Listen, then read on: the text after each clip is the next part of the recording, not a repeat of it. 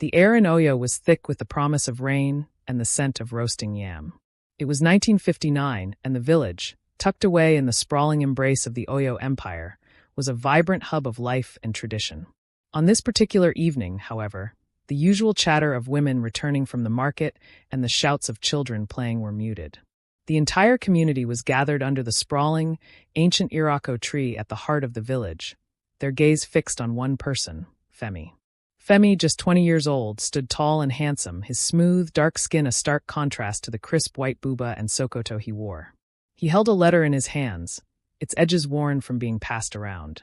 He was the only person in Oyo who could read and write with true fluency, a skill his father, Ade, had painstakingly taught him. Ade, a man whose own career with the British High Commission in Calabar had been cut short by illness, watched from the front row with a mixture of immense pride and quiet anxiety. "My people," Femi's voice was clear and strong, cutting through the silence. "This letter is from the British governor's office in Lagos."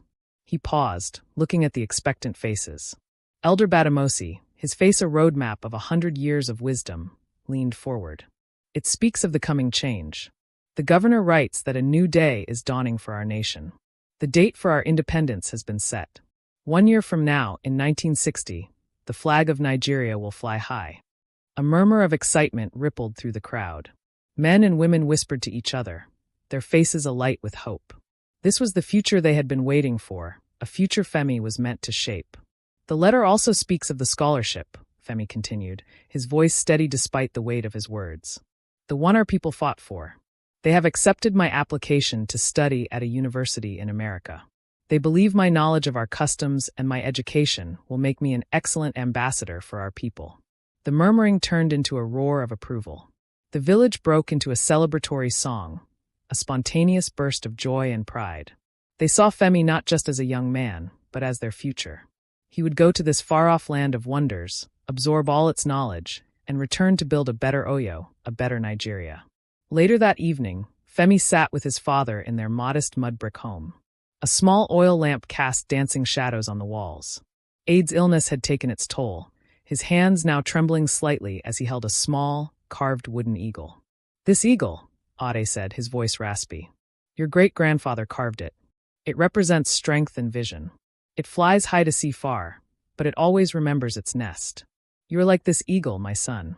You will go far, but never forget where you came from." Femi took the eagle, its smooth, cool wood a comfort in his hands.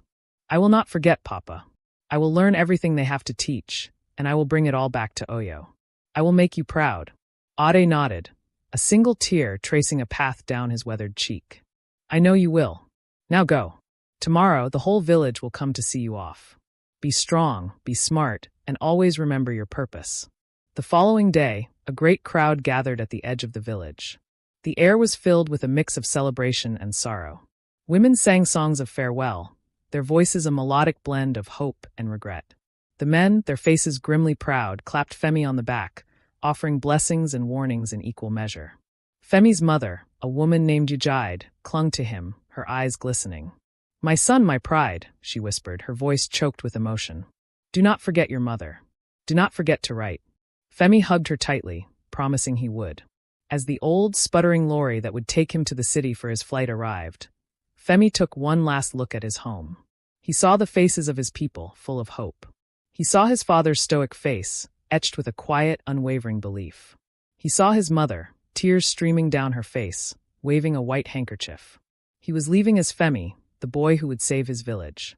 He carried their dreams with him, a heavy but noble burden. The years bled into one another. Femi's letters, at first frequent and full of excitement, became less so. He wrote of his studies, his work, the harsh realities of a country so different from his own. The money he sent home was a lifeline, a testament to his success, and a reassurance that he had not forgotten his promise. In Oyo, the letters were a source of great pride. Ade would have Femi's latest letter read aloud by one of the few young men Femi had taught to read. The elders would nod, their faces content. Femi, they would say, was a good son, a man of his word. He would return, and with him the future. The day came, 15 years after he had left, when a telegram arrived. It was short and to the point. Arriving Oyo. Friday 20th. Love, Femi. The village erupted in a celebration unlike any they had ever seen. The news spread like wildfire. Femi was coming home. The lost son, their savior, was returning. Ade, now frail and his body weary, smiled wider than he had in years. The long wait was finally over. The promise was about to be fulfilled. On the appointed day, the entire village, dressed in their finest attire, gathered once again under the Irako tree. The air was electric with anticipation. Drums beat a joyous rhythm, and women sang songs of welcome. A beautiful banner, painstakingly made by the village youths, was hung, proclaiming in bold Yoruba script, "Oyo welcomes home our son, Femi." Suddenly, a sound cut through the celebration, the unmistakable growl of an engine. Down the dusty road, a sleek, gleaming Peugeot 505 appeared, its silver paint shimmering in the afternoon sun. The crowd fell silent, their cheers dying on their lips. This was not the rickety lorry that had taken Femi away. This was a chariot of success. The car came to a slow stop, the engine purring softly. The driver's side door opened, and a man in a crisp suit stepped out. He was tall and handsome, and the elders whispered to one another, thinking it must be Femi, his face now more mature, more worldly. But then the passenger door opened. From the car, a woman emerged. She was tall, with a striking figure and a cascade of long, dark hair. She wore a beautiful, flowing dress in a vibrant shade of blue that shimmered in the light. Her face, framed by soft makeup, was elegant and serene. The entire crowd gasped, a single collective sound of shock and confusion. Who was this woman? Where was Femi? Elder Badamosi, his voice trembling, took a step forward. "Madam," he said, his tone one of respectful confusion. "We are waiting for Femi, the son of Ade. Is he with you?" The woman's lips curved into a faint, gentle smile. Her voice was soft, but it carried to every corner of the silent crowd. "I am Femi, the son of Ade." She took a step closer, her gaze sweeping over the shocked faces. "I have returned. My name is Carl." The silence that followed was heavy and absolute. Ade, watching from the front, his face a mask of disbelief, took a shaky step backward. His wife, Yujide, let out a small, choked sob. The handkerchief she had held onto all these years slipped from her fingers and fell to the dust. The promise had been fulfilled, but in a way no one could have ever imagined. The son who had left had returned as a woman, and the hope of the entire village shattered into a million pieces.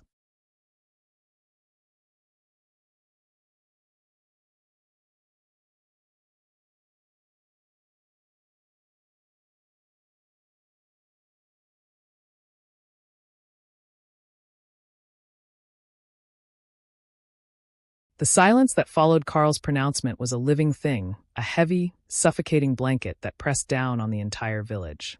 It was a silence filled with a million unspoken questions, a silence that held the weight of 15 years of waiting, of hope, and of a promise made under the very same ancient Irako tree. Then the blanket ripped. A small, choked sob escaped Yujide's lips, and the handkerchief she had held so tightly all these years, a symbol of her undying hope, drifted to the dust. Ade, his face a mask of disbelief, took a shaky step backward, as if to distance himself from the woman who claimed to be his son. The crowd, a moment ago a sea of joyous faces, began to murmur. The murmurs were like the first drops of a coming storm, quiet and full of warning. They spoke of bewilderment and shock. "What did she say?" a woman whispered. "Is she mad?" a man replied. But the confusion quickly curdled into something else. The youth, who had always looked up to Femi as their leader and their future, were the first to let the anger take hold. Among them was Olawale, a young man who had once been Femi's closest friend, a boy Femi had taught to read the alphabet under the shade of a mango tree. Olawale's face, a moment ago beaming with anticipation, contorted into a snarl of betrayal. "This is not Femi," he roared, his voice cracking with rage and hurt. "This is a trick. A woman cannot be Femi." His words were a match to the tinder. The rest of the youth, their festive spirit twisted into fury, began to surge forward. The once celebratory rhythm of the drums now felt like a war beat, a menacing thrum in the air. Carl, standing alone in the clearing, watched in a daze as the faces of the people she had longed to see turned ugly. She saw the blacksmith, whose son she had taught to make clay toys, his face red with anger. She saw the weaver, who had once given her a gift of a finely woven cloth for luck, now shaking a fist at her. It was as if they had all forgotten the boy they knew, replaced by the foreign apparition before them. "You have shamed us," a woman shouted, her voice thick with venom. "You have brought this abomination to our home." The mob closed in. It was a wave of raw, unfiltered emotion, born of shattered dreams and a deep, traditional fear of the unknown. Carl, in her elegant blue dress and soft makeup, stood frozen, the beautiful facade of her return crumbling around her. She had prepared for questions, for confusion, even for disappointment.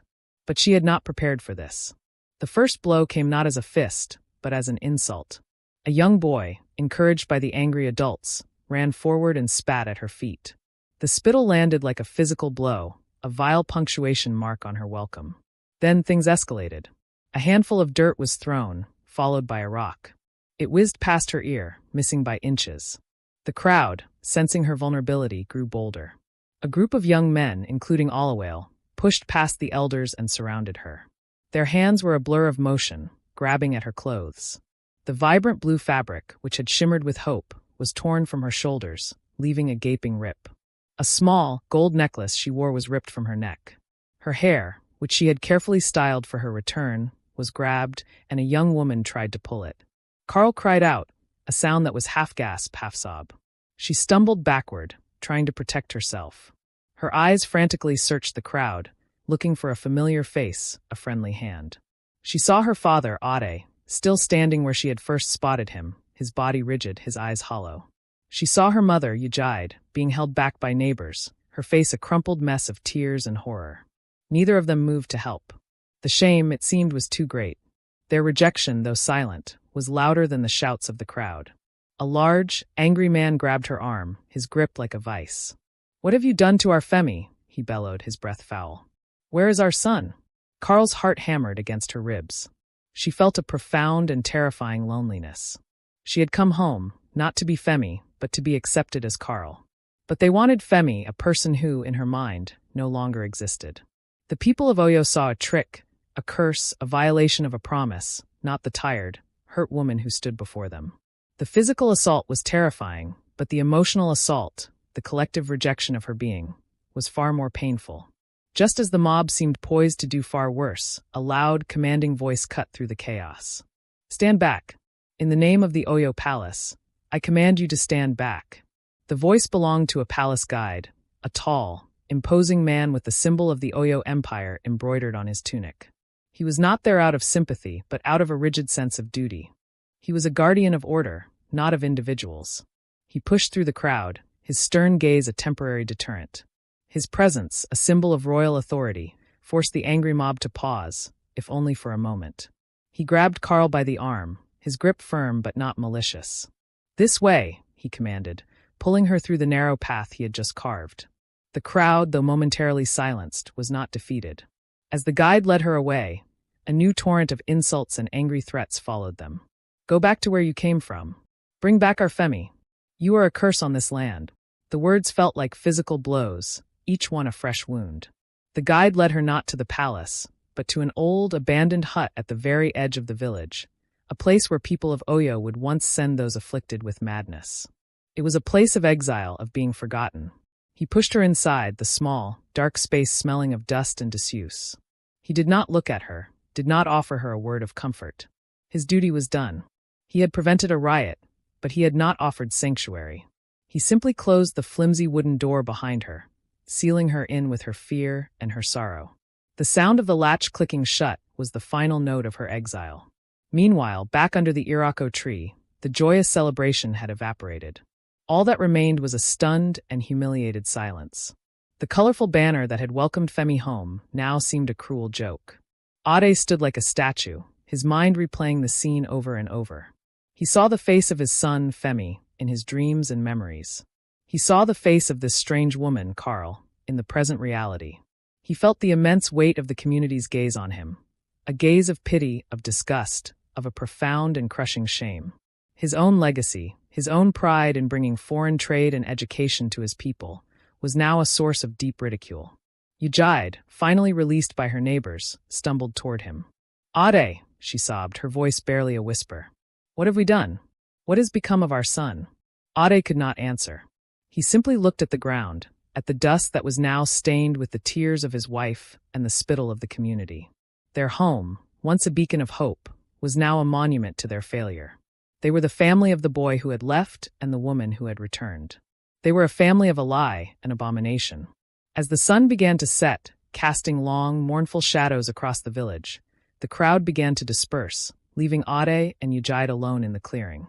The silence was back, but this time it was a silence born of devastation. The drums were silent. The songs were gone. And the promise of a glorious return had been shattered, replaced by the bitter, lingering taste of rejection and shame. The family of Ade had been cast out, not from the village, but from the heart of the community itself. The world outside the abandoned hut at the edge of Oyo Village was a cacophony of receding anger and whispering shadows. Inside, the world was a silent, suffocating box.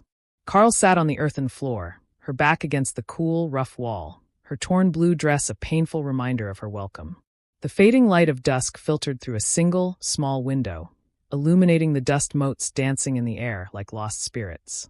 The hut, once a place of banishment for the sick, was now her prison. It smelled of decay and abandonment, a perfect reflection of her current state. She closed her eyes, and the sound of the angry mob was replaced by another memory, a different kind of noise. The jarring, endless clatter of a foreign city, the cold, anonymous rush of the New York subway. She saw her younger self, Femi, 20 and wide-eyed, stepping off the boat. The carved wooden eagle Ade had given him clutched tight in his hand. He was full of hope, a vessel for the dreams of an entire village. But the world he found was not the world he had read about in letters. It was a place of vast indifference, where his Nigerian name and his gentle manner made him a target. The flashbacks came in a torrent. She saw herself, Femi, small and alone in a great university library, the weight of his promise a crushing burden. She saw the first time he was laughed at, not for his ideas, but for his clothes. She saw the first time he was pushed, the first time his voice, so strong under the iroko tree, was silenced by fear. She saw the faces of the men who saw his vulnerability as an invitation, the dark alleys, the cold, rough hands, the whispered threats that forced him into silence. The physical pain was nothing compared to the slow, agonizing erosion of his self-worth. Femi, the bright, handsome boy, was being systematically dismantled, piece by piece, until he no longer recognized himself in the mirror. The turning point was not a single moment, but a slow, quiet realization. The name Femi, which had once felt so full of purpose, had become a word for his shame. It was the name of the boy who was hurt, the boy who couldn't protect himself, the boy who had failed. To survive, he needed to leave Femi behind. He found solace in a small community of other displaced souls, people who understood the pain of being lost between worlds. They gave him a new name, Carl. They saw a quiet strength in her, a beauty that Femi had never been allowed to see. The decision to physically transition was not an escape from his gender, but an escape from the trauma tied to his identity as Femi. Carl was a chance to be whole again, to be the person Femi had always been inside, but was too afraid to show. She had not come home to deceive them. She had come home to show them the person she had become, a person who had survived. A sharp rap on the hut's flimsy door jolted her back to the present. The sound was not an angry pounding, but a firm, heavy thud. Femi, a voice called out, old and raspy, full of a pain that mirrored her own. It was Ade. Her heart sank. This was the confrontation she had feared most. She had survived the mob, but she did not know if she could survive her father. She didn't answer. The door creaked open, and Ade stepped inside, his tall frame filling the small space. He was a different man than the one she had seen just hours ago. The pride that had once held him upright was gone, replaced by a defeated slump. He did not look at her, but at the dust on the floor. "They are laughing at me," he said, his voice flat, devoid of emotion. "The villagers. They are whispering. They say I have raised a curse." Carl finally spoke, her voice a soft, unfamiliar sound in the dark. "Papa, please. Let me explain." Ade finally raised his head, his eyes hollow. He did not see Carl. He saw the ghost of a son, the boy he had given a carved eagle to. "Explain what?" he spat, the anger finally bubbling to the surface. "Explain why you have done this? Why you have shamed my name? My name, which has brought pride to this village, is now a word for mockery." He held up his hands, which trembled not from illness but from rage. "I sent my son, the brightest boy in Oyo. I sent him to bring knowledge and prosperity. You have come back with this abomination. You have brought back nothing but shame." Carl's heart shattered. She had hoped, foolishly, for a shred of understanding. "Papa, I am still the same person," she pleaded, her voice cracking with emotion. "The heart that loves you, that wants to help this village, is the same. The knowledge is still here. She gestured to her head. The education is still here. Ade laughed, a short, bitter sound. The knowledge? What knowledge is this? The knowledge of how to turn a son into a woman? Is that what you learned in America? My son would have never done this. The Femi I knew, he is dead. He must be. Tears welled in Carl's eyes. She had prepared herself for this, but the finality of his words, the complete and utter rejection of her being, was a pain she had never known. I am not dead, Papa. I am here. No, Ade said, his voice quiet but absolute. Femi is dead. You. I do not know you. I cannot know you. My son is gone. He turned, his body rigid with finality, and walked out of the hut, closing the door behind him with a quiet click. The sound was even more devastating than the one before. It was the sound of a final, complete, and total rejection. Carl collapsed onto the floor, the full weight of her loneliness crashing down on her. Her father, the man she had idolized, the man she had promised to make proud, had looked at her and seen a stranger. She was alone. The village, her family, her home, they were all gone. The moon had risen, casting a pale, cold light through the window, when a quiet shuffling announced another presence. It was Usman, the one person who had dared to approach her. He brought her food, but more importantly, he brought a moment of human connection. For a brief period, he listened to her story, the true story of Femi's journey and Carl's survival, a story the rest of the village would never hear. But even his support could not save her from the village's final verdict. Following the final, heartbreaking confrontation, Ade made his decision absolute. He disowned her, and his family became a social pariah. The elders of Oyo, convened in a solemn meeting, declared Carl an abomination and set an example for all to see. They formally banished her from the village, rejecting not only her presence but all the gifts and money she had ever sent, denouncing them as cursed money. With no home to return to, Carl made her way back to America, never to set foot in Nigeria again. The only connection she kept was through her old friend, Usman, who, through letters, was her sole link to the life she had lost. Years later, he wrote to tell her of the passing of her father, and then her mother. Carl lived the rest of her days with the weight of that loss, a quiet sorrow for the life she had hoped to build and the family she could never reclaim. The story of Femi and Carl ended not with triumph, but with a quiet, persistent regret. Moral lesson: Femi left his village with a clear promise and the hopes of his entire community on his shoulders. His personal journey and transformation, while valid for him, took place in isolation from the people who had invested in him. His failure to maintain communication or prepare his family for his new identity ultimately broke the trust that was placed in him. The moral is that personal change does not absolve one of their responsibilities to others. The tragic outcome, the disownment, the banishment, and a life of regret stems from the deep wound caused by the shattered promise, a wound that communication and preparation might have prevented. In this view, the story of Femi/Carl is a cautionary tale about the consequences of neglecting one's duty to the community. Femi was a symbol of hope and was given a rare opportunity with the expectation that he would return to uplift his people. His personal journey and the trauma he experienced, while significant, are seen by the community as a failure to fulfill that primary obligation. The moral lesson from this viewpoint is that one must be accountable for the promises made to those who have supported them. The story's tragic ending, with Femi/Carl living a life of regret, reflects the profound and irreversible consequences of choosing a path that leads to the complete alienation from one's roots and a breach of a community's faith. Thank you for taking the time to watch this video. We'd love to hear your thoughts on Femi's sudden change and the people's rejection. If you enjoy our content, please follow and subscribe to our channel to stay updated on our upcoming stories. Thank you.